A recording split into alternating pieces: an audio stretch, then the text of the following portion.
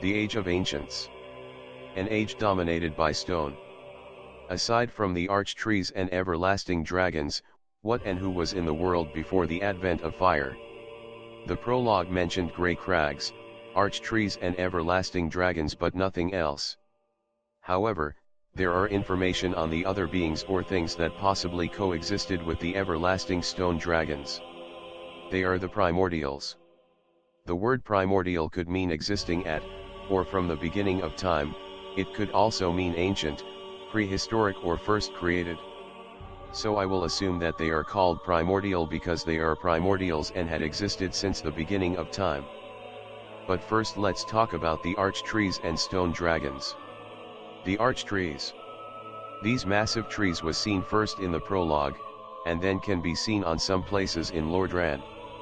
A fitting fixture on the barren land which pierces up and beyond a sky of fogs. Through Blighttown and then through the Great Hollow. One can enter to what seems like a different world. These giant trees roam the horizon and seems to serve as a column supporting the world above. These trees are made of stone. The demon's great hammer specifically said it.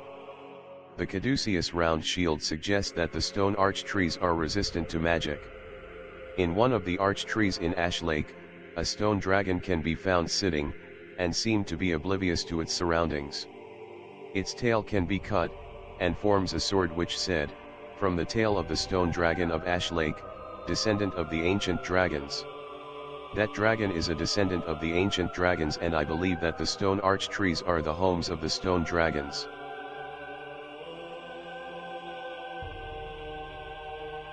The everlasting dragons. I believe that the first dragons were the stone dragons. The advent of fire brought in new and different types of life, even new types of dragons, but above all of them are these everlasting stone dragons. It seems that the dragons have a different kind of power. The rare dragon weapon speaks of mystical power. 2 items, the dragon torso stone, and dragon head stone speaks of magic-like attacks and buffs at the cost stamina. I believe it is clear that dragons are on a different league compared to other beings. Sorcery and miracles needs to be replenished to the fires, but the dragons have a source that is almost unlimited. There is also the mystery of the stone dragon in the Ash Lake. It loses health when attacked, but does not die. Does the arch tree restore this dragon? Or does it have something sacred, that makes it impossible to kill like Seath? A primordial stone?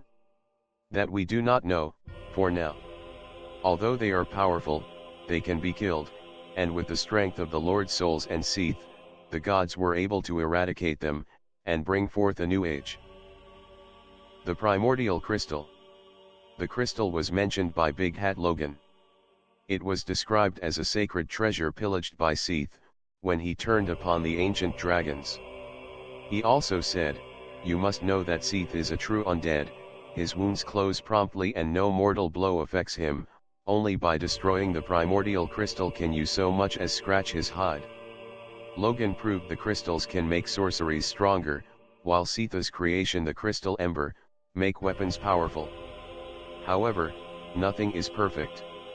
In exchange of the power that the crystals give to weapons, the weapon becomes brittle, and cannot be repaired. The crystallized catalyst makes sorceries stronger, but halves the uses. And lastly, the primordial crystal made Seath impossible to kill, but it also drove him crazy to the point that he can destroy the very thing he treasured the most. Crystal are indeed mysterious, and also deadly. The Primordial Serpents. These serpents are very interesting. They seem to know a lot, but very few things are said about them. Only few items spoke of serpents, and how they were laid out is very mysterious. 2 item rings, the Covetous Gold Serpent Ring, and the Covetous Silver Serpent Ring, and 2 shields named Caduceus Kite Shield, and Caduceus Round Shield. The rings described the serpent as an imperfect dragon and symbol of the undead. Its habit of devouring prey even larger than itself has led to an association with gluttony, while the 2 Caduceus shields showed images of 2 serpents and was described as decorated by an ancient blue caduceus.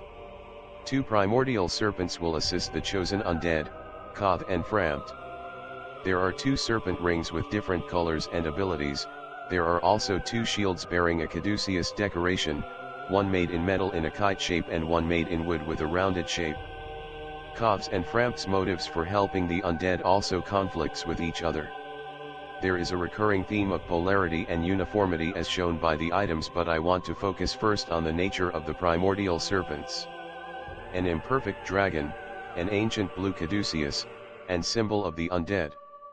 I believe that these 3 descriptions hold their true nature. A symbol of the undead, this referenced how these serpents will guide and assist the chosen undead. They are an imperfect dragon and also an ancient being like the stone dragons. Frampt also has an interesting ability which is very important to a theory of mine about the source of souls. Frampt can be offered something in exchange to a certain amount of souls. He gives large amounts of souls for dragon weapons and the soul of Priscilla compared to others of the same type, because I think that the serpents feel jealousy towards dragons, thus the word covetous on the ring. Did they play a role on the war against dragons? Maybe yes, maybe no. I would like to think that souls started to exist first on inanimate objects. In the Age of Ancients, most of the world are made of rocks, thus the original role of the primordial serpents are to release and recycle the souls by eating them, and by releasing the souls to make way for new life to exist. The advent of fire made their work easy. The fire burned and broke the rocks, thus releasing souls to the world. However, the powerful souls were kept from recycling by the lords. Know that you already offered the other lord's souls to the bonfire before entering the kill of the first flame, recycling accomplished. I also believe that they have another role, and that is to keep nature take its course, so whatever the chosen undead does after opening the kill, the serpent's goals are achieved.